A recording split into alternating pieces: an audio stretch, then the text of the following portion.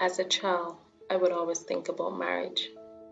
As I grew up, as I saw couples being married, as I watched the type of love that they had for each other, as I see how their face will light up when they greeted each other, especially watching each wedding and seeing those lovely couples so happy, so immersed in love for each other, sharing their love for each other, talking to each other about how they feel, expressing themselves, having that unconditional love, that feeling that you just cannot describe, full of butterflies. It was always about marriage. Who would have thought? But today, this is someone's special day. Today, we will discuss everything related to marriage. I don't know about you. I don't know if you are happy or excited or looking forward to marriage or looking to be a next Mrs. But what I will say before you do anything, I'm glad that you're here. I'm glad that you're watching. I'm glad that you're listening. I'm glad that we can share with you just a few tips, just some encouragement, some wisdom, some knowledge about marriage.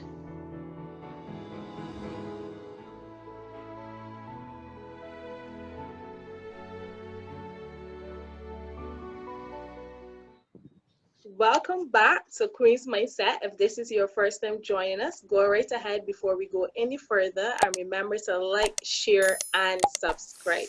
Now, today we have a very interesting discussion to share with you guys as we're going to be discussing the topic of marriage. How do I know if I am ready?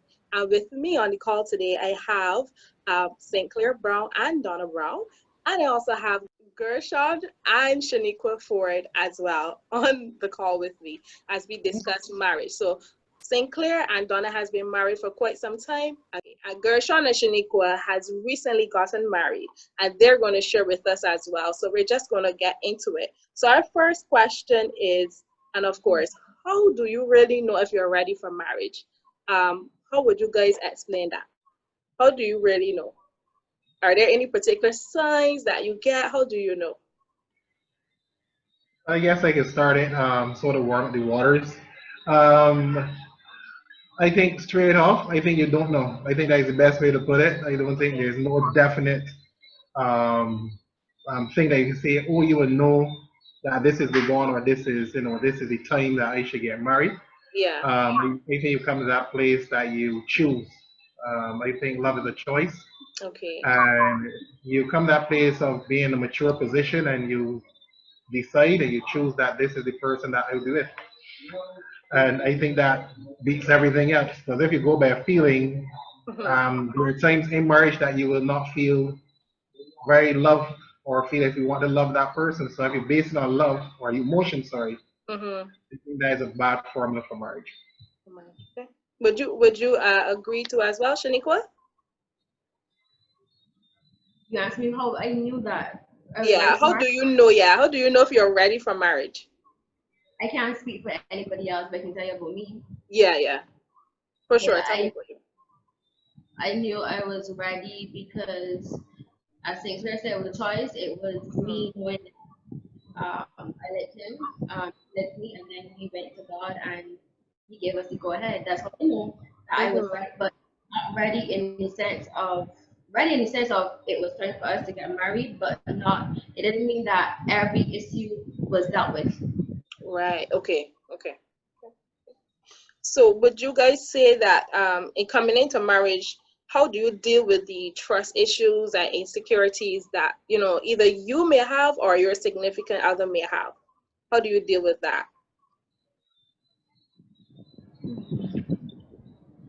Well, I think Mm-hmm. that um, talking about it Mm-hmm. is most important. Yeah. Um, yeah, having heart-to-heart discussions on basically, as you said, your insecurities Mm-hmm. and seeing what your partner basically can bring to the table to alleviate your fears and that type of thing, really. Right. Right. Okay. Please. So what are the things? What are the things that you would say that you need to know before you get married? You want to take a run at it, Gershon? Things you should know. You should know what God has said for you.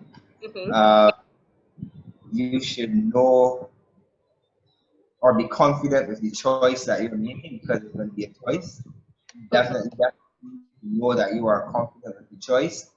Mm-hmm. And I guess you need to know that the person that you're marrying is someone that, as I said, you know that this is the person you're marrying, but also that you are the person you're choosing to marry, and that y'all are making this choice together. You're gonna know that y'all are committing to this. And you gotta have a vision. I would like to believe. I like to hope you need to have a vision for where you believe that God is taking your union together as well. Mm-hmm. Mm-hmm. I agree. You agree to as well, Al Sinclair?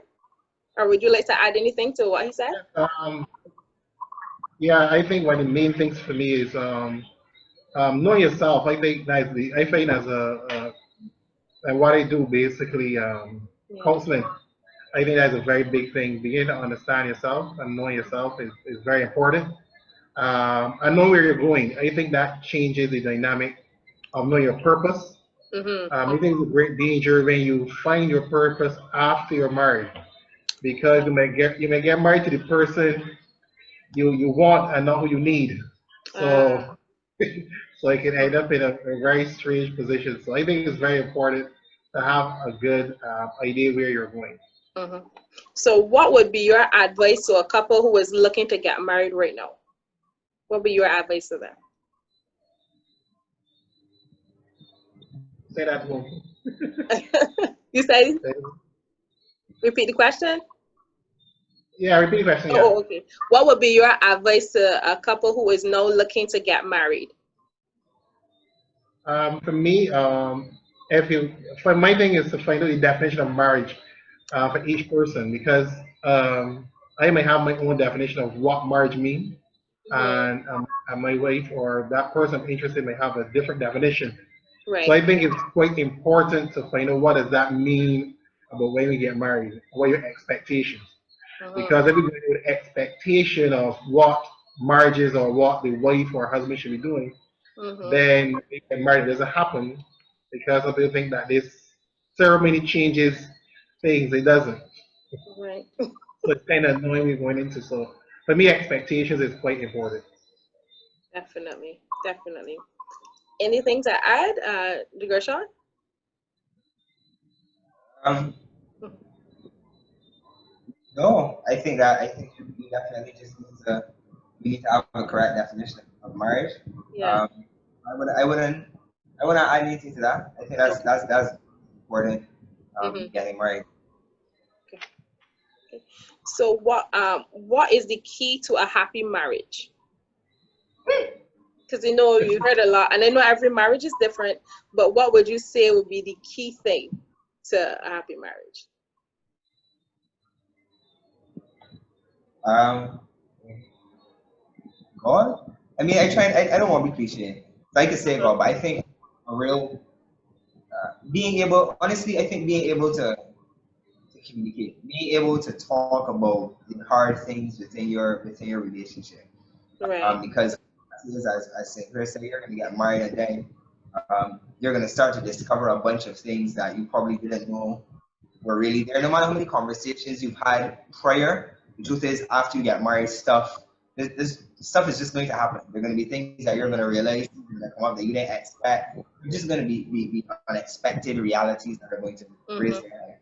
Being able to talk about those things and being Mm-hmm. able to laugh as well, being able to know that you're committed to the person, being able to talk to that person in the midst of it about those same things, not running from it or trying to evade it, but being able to face those things and being able to talk about them. I think that's critical. That's critical. Okay. What about you, Sinclair? Haven't you guys, you and Donna, haven't been married for quite some time? What would you say? And is the key to a happy marriage? I guess the definition of happy is changing or different for each person. I think that each person needs to understand what makes them happy, going in a relationship expecting and the other person to make you happy, I think, is a very dangerous thing. Uh-huh. You know, a person can set an environment so you can be happy, but Mhm. a person can make you happy. Mhm. Yeah. Mhm. So my definition is what is a happy marriage? It should be a place where you have a best friend, a person you can talk to, a person that you can, according to Gershon said, they can discuss issues with. Right. Life is difficult, life is hard, and marriage, you're not bringing two cultures, two different people, two different perspectives. So to make it a happy journey, it should be Yeah. somebody that, or with a person that you can actually have a discussion with and talk with along the way. Yeah. Okay. Good. So, one of the questions that I got from one of our supporters was, how should a husband treat his wife? Is there any particular way that is expected for a husband to treat the wife? I have to ask. I'm not married, so.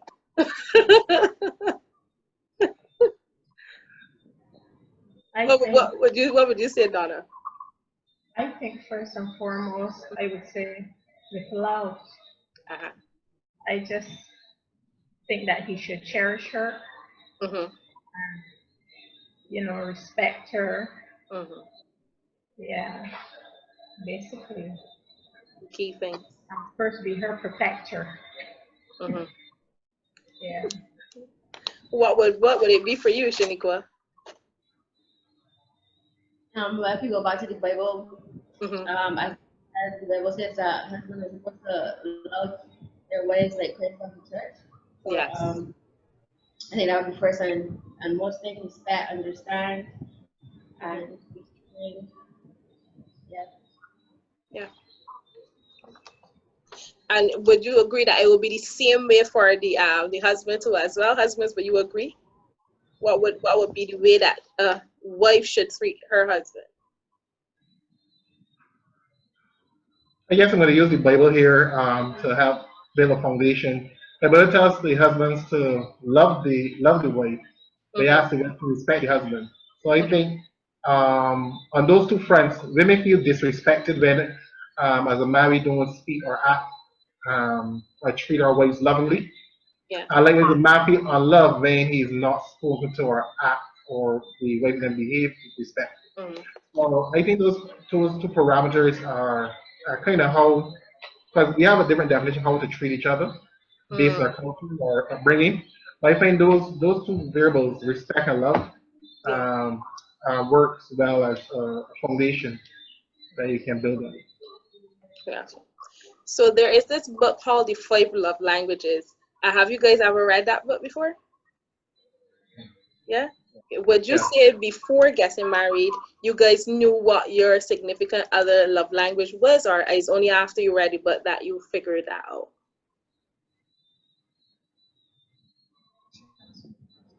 Well, I read the book years ago, so Okay, way before then. Okay. yeah, we did the love language test, but then we realized after we got married that they were basically different. So we learned it through marriage. Uh-huh. Yeah. Okay. Yeah. What I about think what that's about you? Sorry, you said oh, something, sorry. Gerja? Kind Yeah, of I was same, saying Mm-hmm. like weird because physical touch. you're gonna read the book and you're gonna have a definition of what the love language looks like. Mm-hmm. But until you marry the person you're living with, then you might realize that the actual application of how that plays out may Yeah. differ than you're married as well. So it's good to know it, but then it might, kind of adjust as you actually go into the process of doing it, or it may completely change as you know are Right. living in the same space. It may be what Mm-hmm. it was working and we don't live together, but now we live together, I realize, hey, this matters more to me now than it would have mattered to me before. So Right. it may change as well. Yeah. Yeah, I quite agree with that also. It's good to know the love languages, but it is not written in stone. That is one. And Mm-hmm. agreeing with Shaniqua and Gershon is that it changes.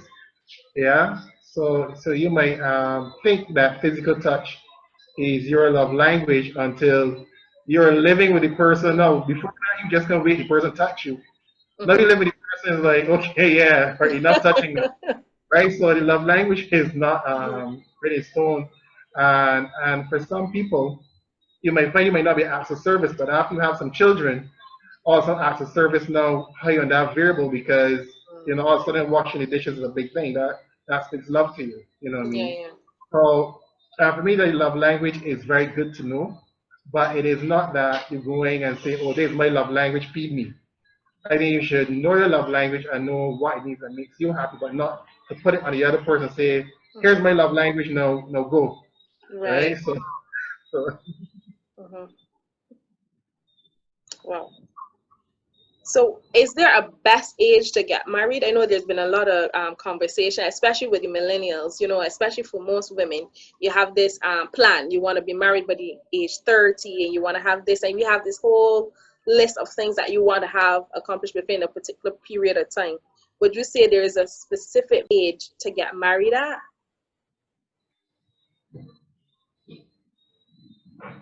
No. I I don't was I don't think there's a particular age. okay. I don't go by age. I go by maturity. To be quite Ah. honest. Mm-hmm. Yeah.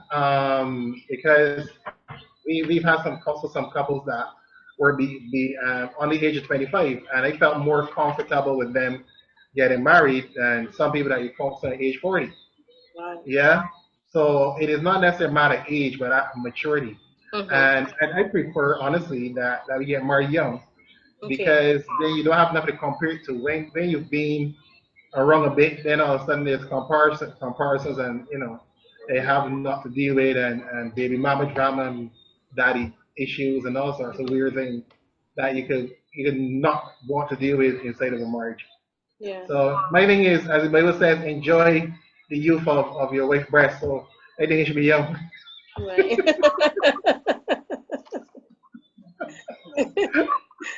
But is it true? Another question is it true that a husband is supposed to rule his wife? No. No. Okay. So, because I find that part of the discussion offline with some viewers was, the Bible says that the husband is the head of the household. So then some people misunderstand that to think that the husband has to rule the wife. Can you explain that for our viewers? What is really meant by that, as the husband being the head of the household? Thinker, you want to take the first half of that? Take the Yeah, first half. definitely. That is a whole show all by itself. That makes me excited. Um, there's no way that says that the husband is ruling his wife. It doesn't make sense. Right. Then when God gives somebody a brain and the ability to decide and to choose, that's stupid. So the mere fact that people begin to think that is crazy. Is literally crazy. Yeah. But when the headship is speaking about, it's spiritual. It's more spiritual than culture and roles and responsibility. So when Mm. you see the mirroring of the husband and wife, it mirrors a body and a head. It mirrors Christ in the church. Mm-hmm. So the headship of a man is literally, if you look at your head, it will tell you the role of that man spiritually, what a man is supposed to see, the Mm-hmm. spiritual things that God is saying. He should be Yeah. able to hear the voice of God, hear spiritual things. His nose is for discernment, because if you can't smell, you can't taste. So if a man doesn't have discernment, he can consume things for his family that could destroy them, Mm-hmm. and to speak. So those are the five, for me, understanding headship, and it's all spiritual Mm-hmm. because everything that starts in spirit first. But if I don't understand Jesus, I don't understand my role in God, I become abusive because then I figure that I'm here to beat down and to crush the other person. When it's the other way around, my whole relation, my wife is for her to grow, for her to be greater than me. Like Jesus said, greater things than these will you do. So Right. the whole aspect of my wife is for her to grow. Mm-hmm. If any person is with someone that wants them to grow, is a natural submission. Mm-hmm.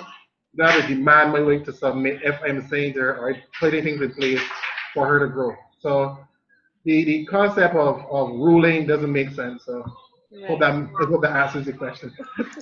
Yes, yeah. You going ahead now and add to that, no, Gershon? Saint Clair actually did a great job of answering.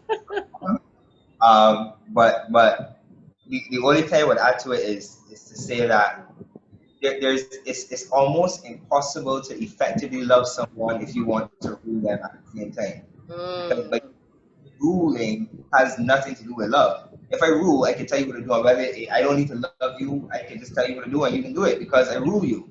But there's context of loving your wife as Christ loves the church, if you rule and if you understand from the biblical perspective, as much as God, as Christ is head of the church, and as much as He commands us and has desires for us to do, there is no rulership in it. There's always reality of choice. We are able to choose at any given time whether we want to submit to that which God has said or not. And God is never going to beat us over our head, so to speak. There's never this feeling like, God is just with this kind of rod just waiting to break our back or beat us if we disagree or whatever. So if that's what the Bible presents, Christ's love for us as a choice and a loving relationship, then there's no context for thinking that if I that as husband now I rule my wife before I just tell her what to do and she does it. There's no love in that. Okay. Well said. Well said. So, how do you deal with your wife or husband's family if they do not believe that you two should be married?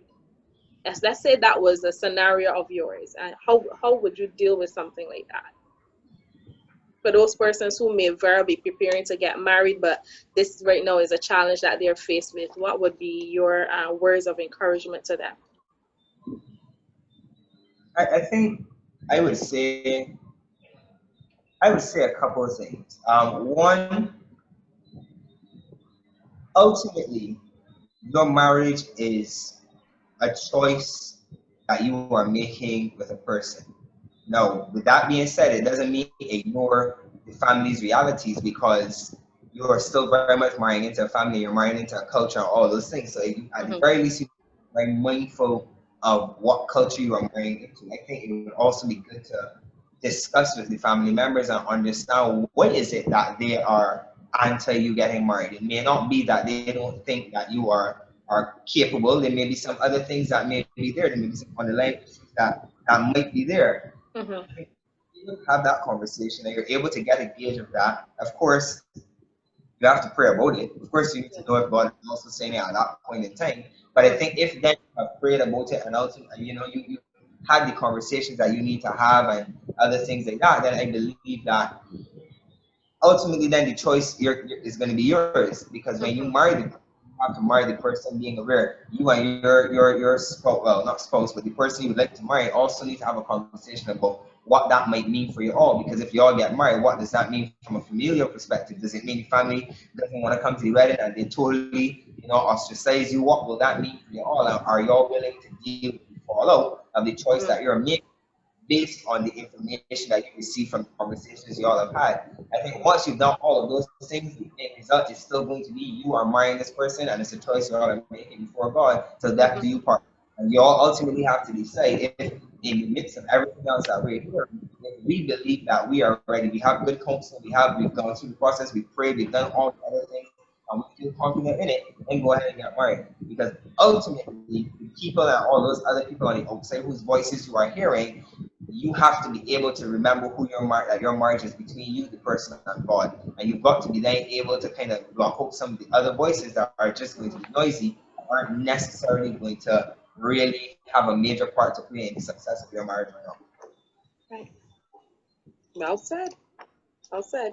So, do you guys believe that God can show you who your wife is, or show you who your husband is? Yes. He could. Do you believe? Make sure I get the question correctly here. So, do you believe that when God does show you that husband or wife, do you believe that it could be a process where you have to wait, and there's no telling how long that process could be? Yeah. So I have another question, follow-up question from one of our viewers. Currently, they are in I guess a similar situation where they said that they believe that God has shown them who their husband is supposed to be. However, the process has seemed very long in waiting. What would be your advice to someone who is going through something like that? God has showed them who their husband is, but they have to wait because now is not the time for it.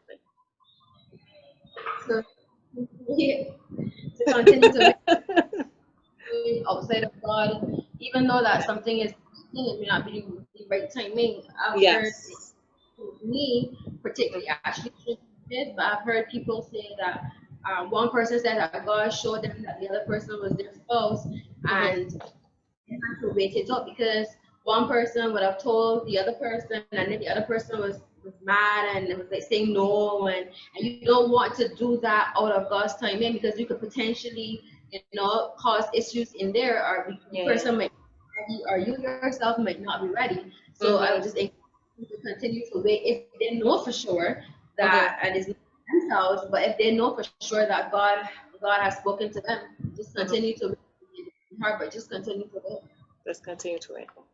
You want to add to that, Sinclair, or she covered it just? I still want to leave that alone because I got so many challenges.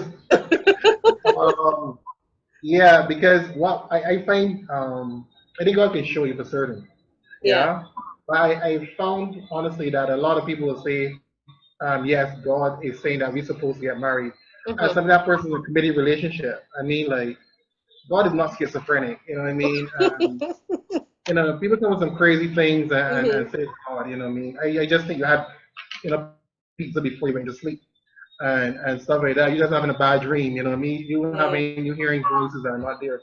And main things I think that we need to know what we are doing and where we're going, having that relationship with God because I find that a lot of people, and we see it in church where people claim that they had these prophecies for this person, and then the marriage is crazy. You know what I mean? And it's difficult and it's a divorce. So I'm confused. If God said that you'll be together, I really don't understand divorce. So it was either here clearly or not. And I really believe that we have to come to a place that God can direct you and show, but you have to make a choice. Yeah. And I find that more often than not that people don't know themselves well enough because people go into marriage expecting instead of looking to give.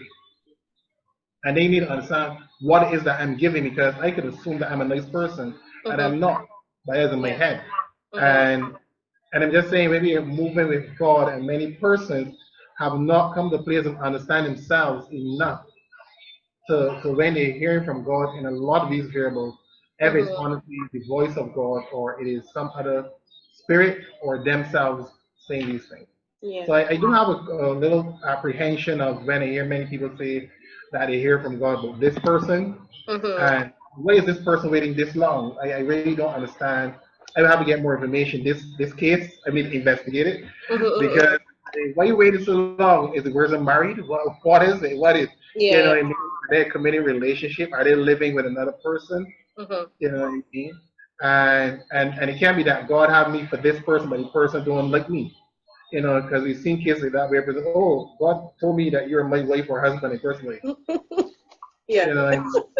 Person's confused. Confused, like Yeah. You know what I mean? And they're going to pray and fasting, and no, that's not clause. So that's crazy. I'm sorry. I think God is a very clear and cohesive God. And so I do believe He can, but I think a lot of cases we use that statement as a crux, and it's not clear. Yeah. Okay.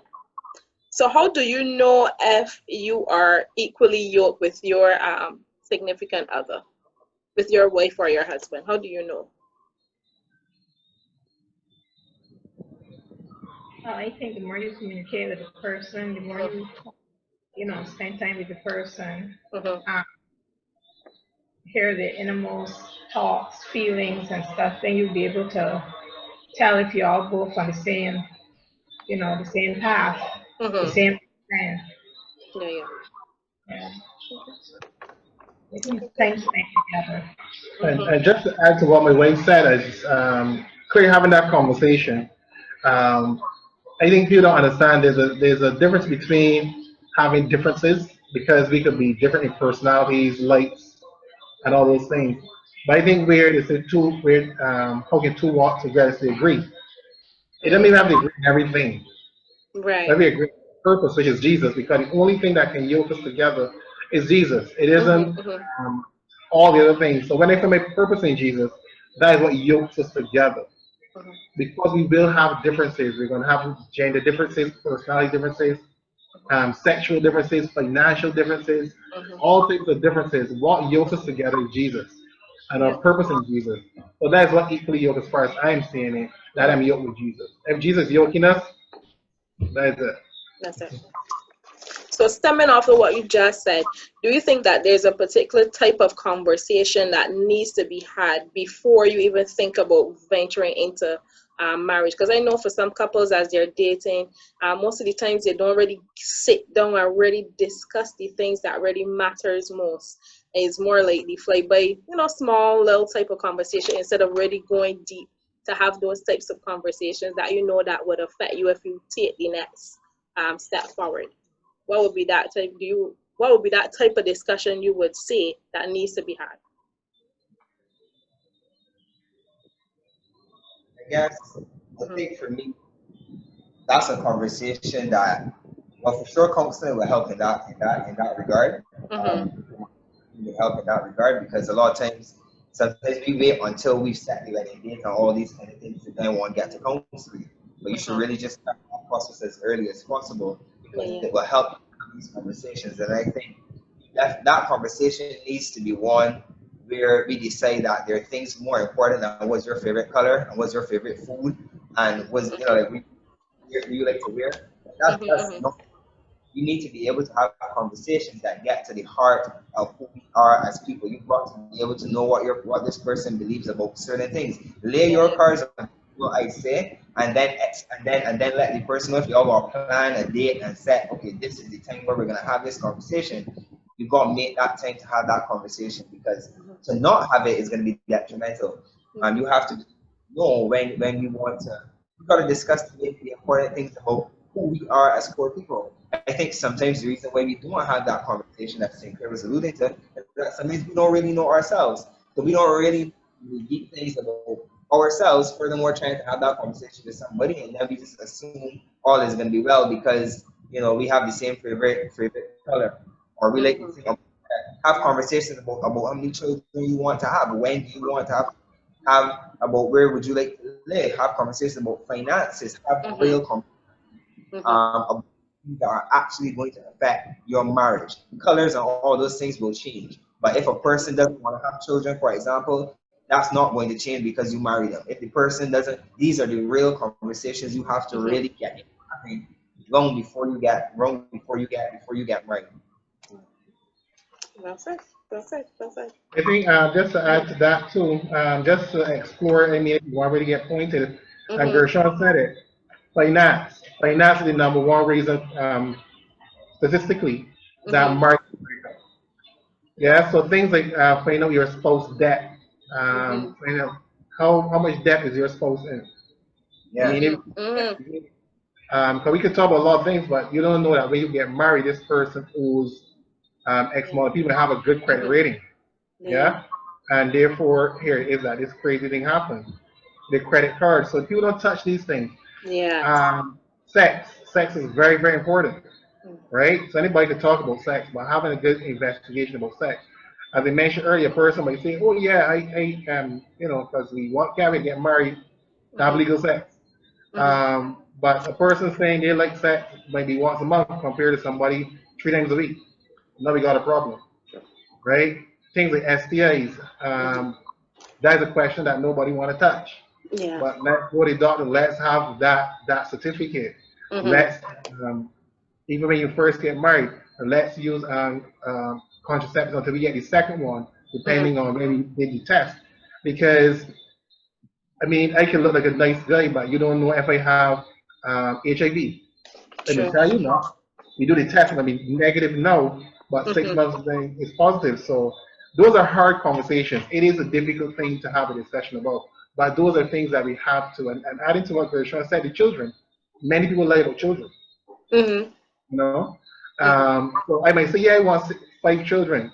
Yeah, she wants 5 children too, but my idea of having 5 children is you taking care of those 5 children. So when you get the 5 children, you thought that I was being a part of the process. I'm not that person that's going to be available and tending to these kids, and all of a sudden you're there with these 5 children, right? And some actually change their mind. Some actually lie in counseling. I would say, yeah, we'll have kids, but then they don't really get married. They say, I only want one child or so. So we really take a good counsel, we ask the right questions to see if this person is lying or this person is deceptive to really get to the root of these things. But those are some of the fundamentals: children, sex, and money. Yep. Good. Well covered. So we're coming slowly down to the end. Um, what should you expect in your first 5 years of marriage? Is there any, and I know every marriage is different, but is there like any like a main thing that you find that will pop up in our when you speak with other couples that we always have this one thing that we talk about that you usually would expect around that, 5 year mark of marriage?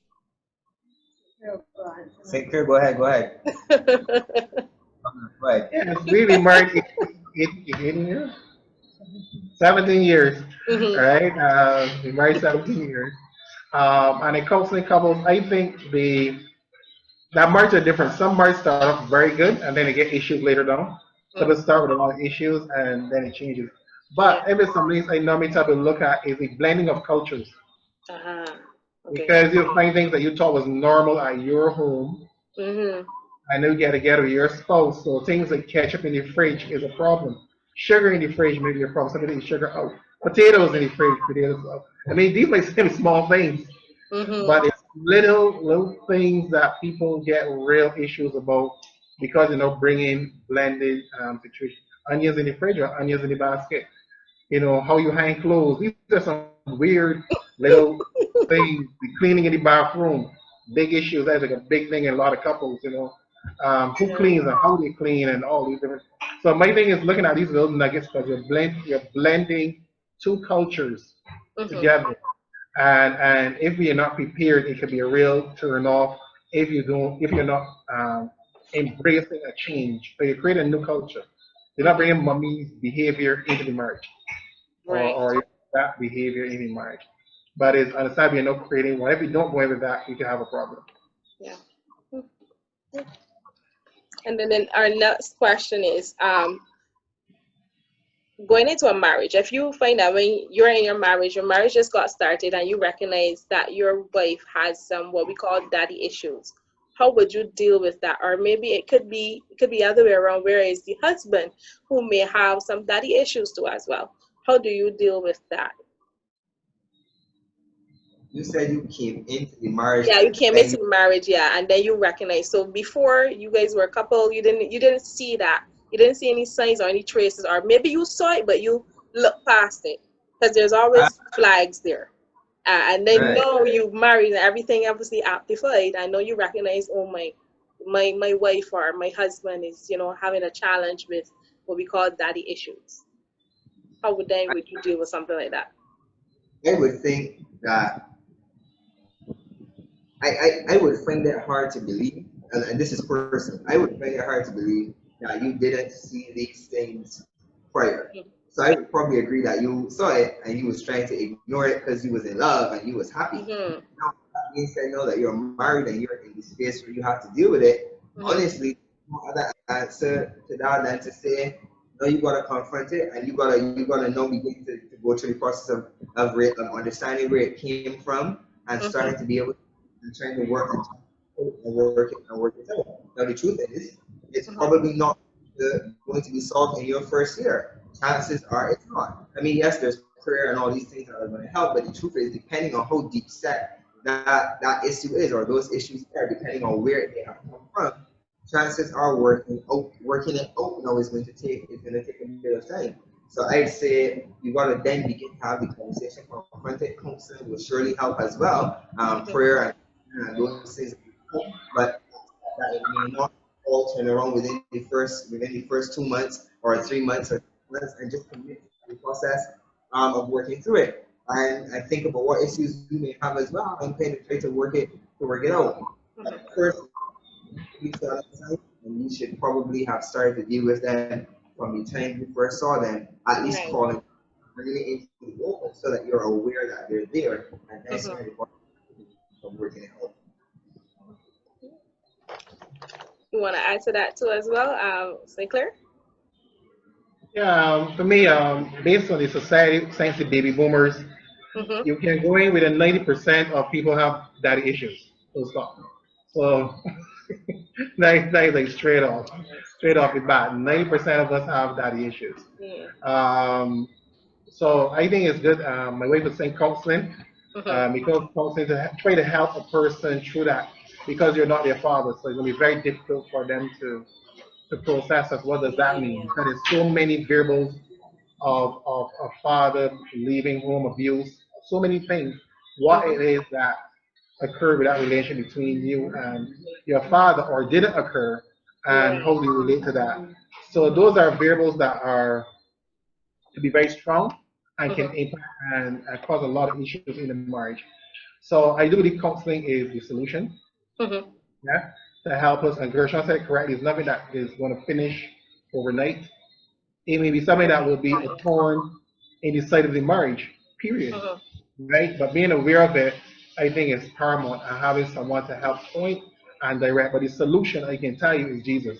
It's not just a cliche term, but understanding that God in heaven is literally the only thing that can heal our bound. Right? By the counseling, having a good Christian counselor to help us understand where that wound is, Yeah. and then applying appropriately the blood of Jesus on it. Okay. Well said. Well said.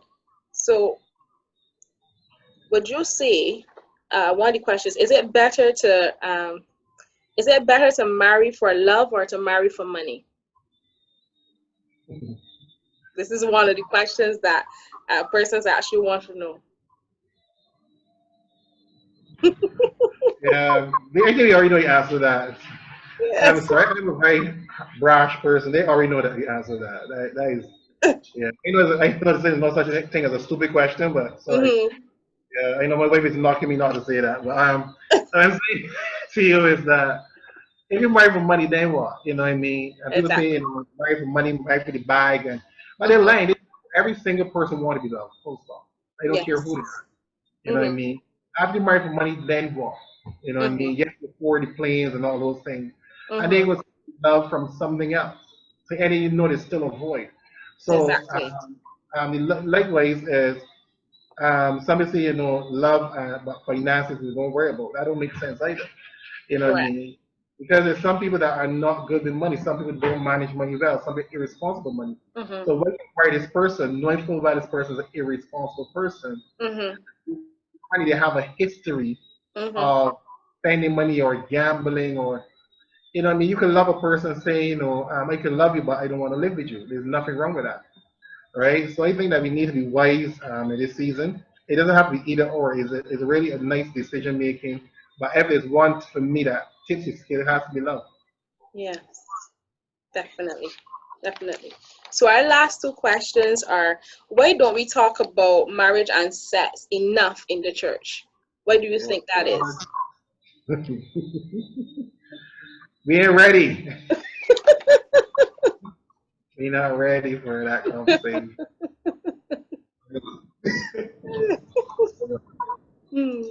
I think sex is very taboo. That is the truth. To be quite honest with the church, is not everybody approach to sex is the same. So, is even if we're speaking about you know, love or stuff like that, and for some people, sex is embarrassing. Some people, sex it is uncomfortable. So to Yeah. get from a podium and just to talk about sex is going to be very hard for some people to be palatable. Yeah. But for some people, it should be done in a very dark room, in a very, very dark place where Jesus can't find you. But you know what I mean. But I think that in a setting that is prepared for that discussion should be had or should be created. Yeah, so that those that are willing to have the discussion we can. I think it's needed in the church because all we've spoken about is fornication, adultery, and masturbation, and homosexuality. But when it comes to people now being even in marriage and not understanding all the different variables when it comes to men and women and the genitals and how they function and women making a function about men that they have no idea and men loving a woman's genital but they have no idea about it. So I think those conversations are necessary for even some women to understand themselves because you know for women it was taught you know down there's bad don't go look at it you know there's even you know I mean that is like you know don't look right? So to have that conversation where it could be have understanding physical, emotional, and spiritual components of sex, I think is necessary. But I think that we need to tread respectfully with people's feelings and emotions. Well said. What I would also add to that, there is a pastor called Michael Todd. I'm not sure if you guys heard of him before, but he has a series called Relationship Goals. So if you guys who are watching, you can go and check that out on YouTube. He talks about every single thing possible as it relates to that. He gives some really good information, and there's a lot of biblical content there too as well. So you can definitely check that out if you're interested in finding out more about those things. And then our final question before we close off, is it true that marriage is a covenant with God? And if so, why? Marriage is a covenant we made before God. Mm-hmm. I guess wait, I'm struggling to figure out how I want to answer that because I'm wrestling. That might just be my brain though. I'm wrestling with is it a covenant with God or is it a covenant before God? I say it's a covenant, and I'll say it's a covenant before God because you make that commitment to your spouse, be in the presence of God, and we say in the presence of God and these witnesses, this, that, that, and eternity. But a covenant with God is suggesting that it cannot be broken. It's suggesting that it will not be broken, and it's suggesting that God is going to honor it and all of these things. I am not 100% sure sometimes that when people make these covenants before God, I don't know. I don't know if I think that. I don't know if I think it's a covenant with God. I think it's a covenant before God that you make, and then it's a choice then that you make to honor every single day. With God's suggestion, God has a responsibility in making sure that your marriage does not break up. And I can assure you that God cannot stop you from breaking up if the two people decide that I'm done with that. Done with that. I don't know that God. I don't know. God could come down and tell you, don't leave this spouse, don't leave this person. If you decide you're leaving, you gone. So for me, I'm sure that may just be being technical and from the word from a word perspective, but I'm not really sure. I think it's a covenant with God. I think it's a covenant before God that you make the choice then to honor by the grace of God and being led by God. But I don't know if it's a covenant that you've made with God at all. Yeah, I agree with that too. Yeah, we were discussing it before the program. Yeah, I don't see it anyway, but it's said a covenant with God. Right. Yeah. The covenant, if you understand, a covenant is never a contract. A covenant is an exchange in the spirit. It is an exchange, but it's done in the spirit. Very different with a covenant. A contract is binding on the earth. So my covenant is with this other person in the presence. And because I do it in the presence of God, He's the one that unites it because of my choice. Right? So yeah, I more see it that is agreeing with Gershon is in the presence before God and not with God. My covenant with God is through Jesus. Well, that's a different thing altogether. Right? Yeah, so I think that answers that without going any further. Any further? Okay. So before we go, what would be your final words? It could be words of encouragement or anything you would like to share with those persons who are now preparing for marriage or thinking about, making that step to actually become married. What would be your words of advice to them? I would say to put God first and foremost in the relationship, and to make sure you hook up with a counselor. Yeah, and not just go to counseling sessions and get the information, but you really have to work hard at the relationship. So to me, that's important, first and foremost. What about Shaniqua or Gershon? I would say to have a willingness because you may have everything right, you have everything right, or you want to have a willingness to change, then that's it. You always go into marriage have to have a willingness that I don't have a lot of patience, but I have a willingness to learn and to change that. So you can work with somebody with that, but if you have somebody that's stubborn in terms of just doing any changing, then that's a problem. Well said. The topic of marriage is always an interesting conversation to have. You see, what I wanted for you guys today was to have information, but not just any type of information. I want you to have information of great value. So here's Devon Franklin sharing his views on how do you prepare for a wife or a husband. How do you prepare for marriage? How do you prepare to become a husband or a wife? So I think one of the keys to get ready is to, it's almost like, let's say as a man, you gotta clean up your house. Meaning, I talk about this in the book, Truth About Men, that, marriage is not a magic wand. When you say I do, it's not a spell. I will say when you say I do, you absolutely feel differently.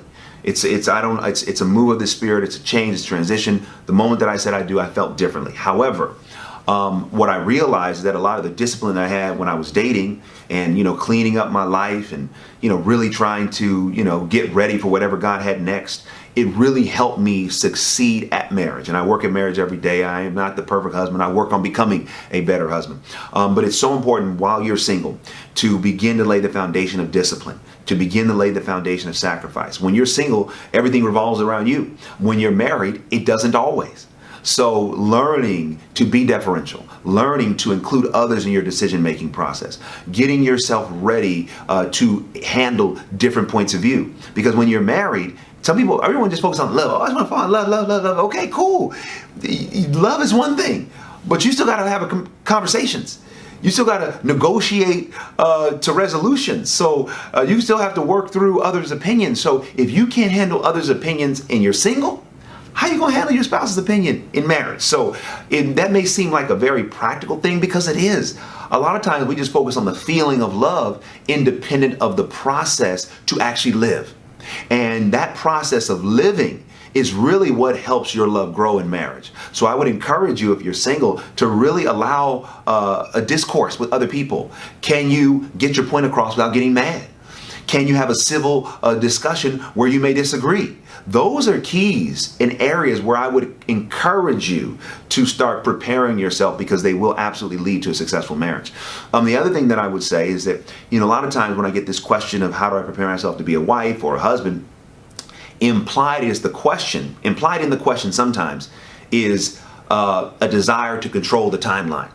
So I'm preparing myself, I'm going to the gym and I'm working on all this. Don't get me wrong. Prepare your outer self, but focus mostly on your inner self.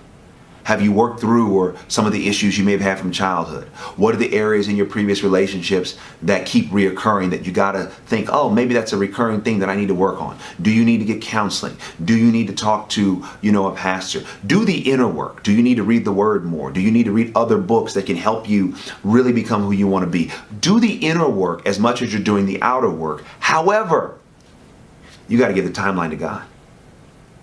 Just because you are preparing doesn't mean that you automatically accelerate his time for love for you, if that makes sense. So I would absolutely encourage you to prepare, but don't prepare in a way where you're like, oh, I'm preparing because this is the year. We don't know. I don't know. I didn't know when love's going to happen to me. As a matter of fact, I didn't even want it. But God said, now's the time. And I'm thankful that I said yes to it. So I think it's so important to prepare inside. Of course, don't look the way you want to look to feel good, but mostly start doing the work inside. Work on your communication, work on your conversation, work on handling opinions from others, work on building constituency. These are some things that I never heard when I was single, but these are the things that secretly make the difference day to day in your marriage. Anyone can go out and buy flowers, candy, kiss good. Anybody can do that. But can you be in a marriage, in a conversation where you both can get your point out and you don't yell, you don't get mad, you don't make the person feel less than? That takes real skill. God bless you. I pray for your success. Well, thank you guys so much for sharing with us. I am sure that our viewers definitely have a load of information to go with. So thank you so much for spending your time. I thank you to your viewers out there for joining us today and tuning in and dropping your messages in the chat and letting us know your thoughts and your comments. Feel free to continue to do so, and we will try to answer those questions as we go through. Once again, do not forget to like, share, and subscribe to this channel. Thanks for watching, guys. Bye. Bye.